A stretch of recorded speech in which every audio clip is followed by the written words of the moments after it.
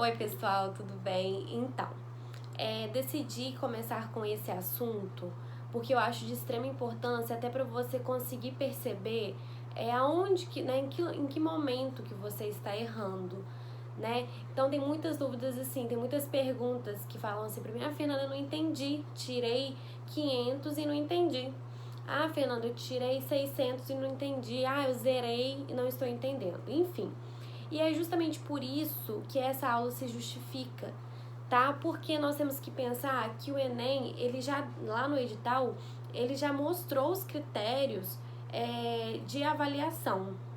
Então, nós temos 5, que são nomeadas como 5 competências. Então, são 5 competências que são avaliadas na sua redação. A primeira, gente, é em relação ao domínio da sua escrita, se ela é formal, se ela segue, né, os caminhos da formalidade da língua portuguesa. Porque a primeira coisa que a gente tem que entender que que existem duas situações formais e situações informais. Então, em situações informais, você pode, às vezes, não fazer concordância, às vezes na escrita mesmo, no WhatsApp com uma amiga, você coloca vírgula num lugar que não é para colocar. Isso é super normal. Mas na redação do Enem, na maioria das redações assim de vestibular, você precisa seguir uma norma, né, de pontuação, de crase, de ortografia, tá? Então tome cuidado com isso. Como que está hoje a sua escrita? Está mais voltada para a parte informal ou formal, tá bom? Então é isso. A número 2 é a seguinte: compreender a proposta de redação eles falam aplicando, né? Aplicando, né? Incluindo conceitos de outras áreas do conhecimento. Então é aí que entra as alusões, as citações, os momentos históricos, geográficos, livros literários ou outros, séries, tá bom? Então é aí que você mostra, que você inclui, tá? Um novo conhecimento de outra área, né? De outra área, e pode ser qualquer área, letras, português, matemática, qualquer área que você quiser, qualquer autor. Obviamente que aí já parte para a competência 3, que isso tem que fazer relação. Não adianta você colocar um autor lá só por colocar. Eles têm que ter um nexo, né? Tem que ter uma relação entre a informação, o fato e o tema, tá? Então, por isso que na competência 3 fala-se o seguinte: selecionar, relacionar, interpretar informações, fatos, opiniões e argumentos em defesa do seu ponto de vista, que é justamente isso. Meu ponto de vista é esse, e aí a partir, né, daquelas alusões, a partir de alguns momentos históricos, eu seleciono todas as minhas informações. Elas têm que ter, como eu já disse, vou repetir, elas têm que ter nexo. Não adianta você colocar só por colocar, tá bom? A competência número 4. Essa competência, particularmente, fala o seguinte: pessoal, garanta seus 200 pontos com essa competência, tá? Porque, inclusive, eu vou falar sobre essa pontuação posteriormente. Por quê? Ela fala que você precisa demonstrar conhecimento dos mecanismos linguísticos. Fernanda, o que é mecanismo linguístico? Mecanismo linguístico, gente, é mais voltado para esses elementos coesivos. Então, a gente tem os conectivos, né? Então, sendo assim, portanto, mas, porém, contudo, entretanto, haja vista, uma vez que... E a gente tem milhões de conectivos e esses elementos coesivos. Então, utilize-os na redação, porque vale 200 pontos. Você tem que conseguir 200 pontos nessa competência, gente.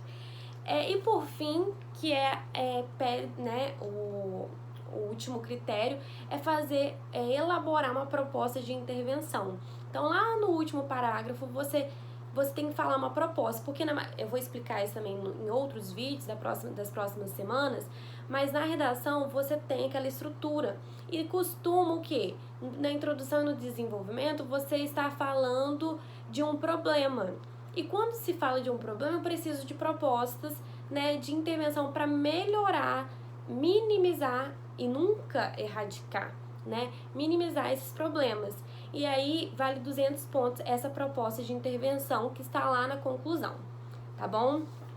Gente, para o videozinho não ficar muito longo, eu falei dessas 5 competências, mas eu acho de extrema importância a gente conseguir identificar essas competências em uma redação. Por isso, eu trouxe uma redação aqui para vocês.